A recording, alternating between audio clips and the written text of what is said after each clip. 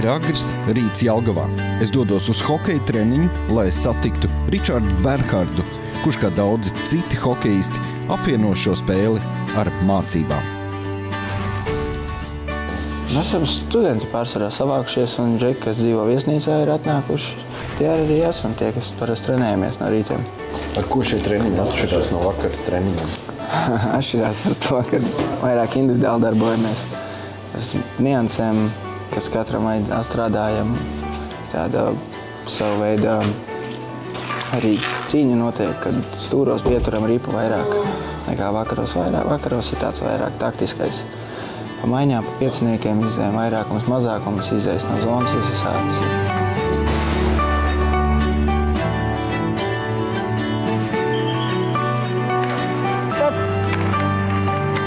Protams, ka sanāk pamācīties. Pirmdienas man ir tā, ka man ir treniņš un tad ir skola, bet otrdienās šodien nebija lekcijas, bet parasti ir tā, ka es aizēju no rīta uz vienu lekciju stundas garumā, un pēc tam es atbraucu uz treniņu, tad ir pusotra stunda pauze, paēst pusdienas, un tad atkal uz skolu eju līdz 3:45, tad ir pauzīte 2 stundas, kur mājās var aizbraukt paēst, savākt mantas, varbūt kaut ko pamācīties pa vidu un pēc tam atpakaļ uz hallu treniņu. Es tev nometīšu, ieslidošu. Man liekas, ka pat hokejs aizņemt vairāk nekā studijas. Studijas tas vairāk vakarā varētu būt pēc treniņiem, kad apsēdies pie visiem prezentācijas, jātaisa, jāraksta visu darbu, tad sanāk mazliet ilgāk palikt augšā, izpildīt visu. Ieņem! Laikam ir sanācis tā, ka vienā dienā ir kaut kāds atbildīgs eksāmens un spēles diena. Jā, pat tagad bija pagājuši otrdien, kad par Prizmu spēlējām, bija jāpabeidz kursa darbs, tad sanāca līdz kādiem 1-2 palikt ilgāk augšā, izdarīt visu. Tas laikam strakākās dienas kādas. Jā, tad tāds no rīta pamosties, tad vēl neesi īsti izgulējies, tad ir jāiet atpakaļ tajā ritmā visām un jāsavācās uz spēli. Treneru attieksmi pret studentiem ir kaut kāda savāda? Pretīm nākoši. Viņš saka, ja vajag būt skolā, tad esi skolā. Tad nenāc uz treniņu no rīta, izdara visu, kas jāizdara skolā, lai nav nekādi parādi, un tad var nākt trenēties.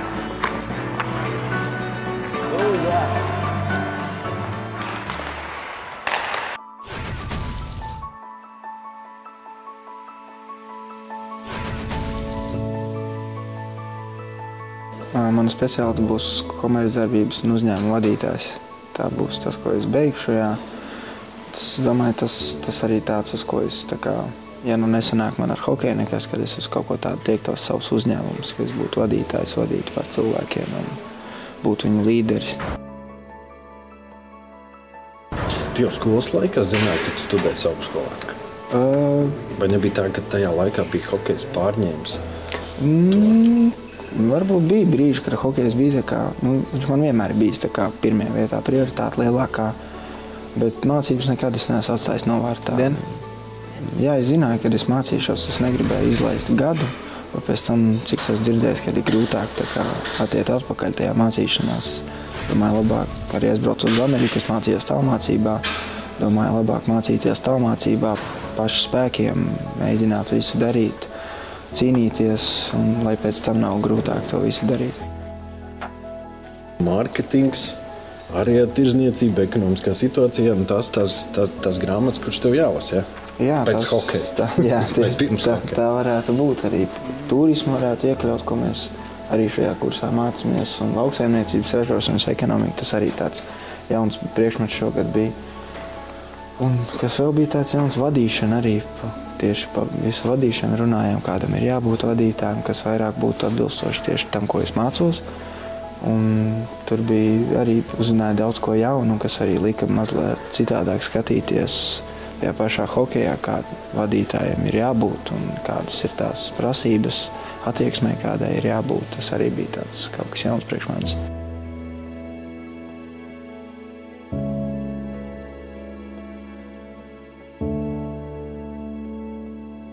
Pirmā reize bija, kad atvēra Jelgavas ledus halli 2000. gadā. Tas bija septembris. Tad sanāca kaut kādi 3,5 3 gadi varēja būt, kad pirmo reizi uz slidām bija. 10, 11 gadiem, kad biju nospēlējis Jelgavā, pēc tam bija posms Pēckalsē, kur 3 gadus arī aizvadīju jau. Arī paralēli, protams, mācījos. Pirmos 2 gadus nomācījos Jelgavā, katru dienu braukājot uz Rīgu un atpakaļ. Un 3. gads jau bija izveidota tā kā saucamā hokejistu klase Sergeja Žoltoka vidusskolā, kur mācījāmies visi hokejisti kopā, treniņi no rītiem, treniņi vakaros bija arī. Kurā posmā tu saprati, ka tu varētu būt hokejists? Kurā vecumā tu tā saprati, ka tas laikam ir pie īstam? Skaties uz vecākiem džekiem, skaties, viņi brauc kaut kur projām, Amerikas, tur arī uz Krieviju brauca, un tad bija tāds, ka, kad arī gribētos kaut kur izrauties projām un spēlēt to hokeju. Un tad nāca arī tie Pēckalses gadi, kad tur tā schēma viss bija tāda, kad bija labākie visi no Latvijas, un tu tiec iekšā, un tad ir tāds sevī tas pacēlums, tāds, es esmu starp labākajiem Latvijā, kad gribas vēl un sev pierādīt visiem pārējiem arī ārpus Latvijas robežu.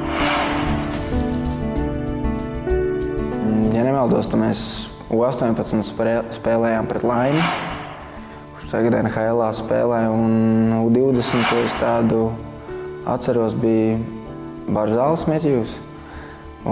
Pret viņu. Sanā arī dabūju pret viņu 2 minūtes uztaisīju, apusēju noraidījumu, mazliet paprovicēju viņu, tad viņš nopelnīja arī. To es tā vairāk atceros. Protams, mēs iznācām uz to spēli pret Kanādu, tribīnes bija pilnas, ja nemaldos 18,000 skatītāju. Viss pilnīgi sarkanā bija, un tad no sākuma bija tāds mazais wow. Bet pēc tam jau kaut kā pierada ar to visu apradu, un tad jau atgriezāmies, visi nosēdāmies un spēlējām savu spēli. Protams, rezultāts ne pārāk labvēlīgs mums bija, bet, protams, ar to tu iegūsi lielu pieredzi arī spēlējot pret viņiem. Un pastoties, kur viņi tagad visi ir, tad tu saproti, kad kādu brīdi mēs viņam turējām līdzi, bet, tā meistarība un vispārējais tur ir daudz attīstītākā līmenī nekā pie mums. Kas tev pietrūka, lai būtu tajā līmenī pret tiem spēlētājiem, pret kuriem spēlēji abos pasaules čempionātos?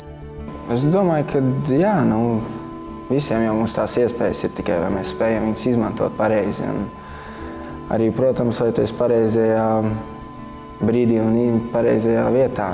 Tas arī daudz no svara ir. Smags darbs jau, tas jau, man liekas, ir tas, ka viss, kas ir ar smagu darbu, tu panāksi daudz ko.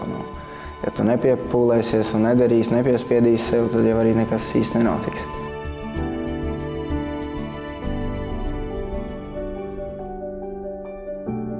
Mērķis ir, protams, mums visaugstākais uzvarēt. Tas ir bijis no sezonas sākuma, vēl joprojām tāds ir, un arī beigās tāds arī būs, un mēs to tiecamies arī un ejam. Kā pašlaik izskatās komandas? Kas vēl jāpieliek, kas jāuzlabo? Man liekas, ka pēc pēdējām spēlēm var spriest to, ka mēs esam atraduši, kā mums ir jāspēlē, un tā arī mēs turpināsim darīt, un tad arī būs tas rezultāts. Un šī sezona laikam OHL čempionātā ir tāda, gan saspringta.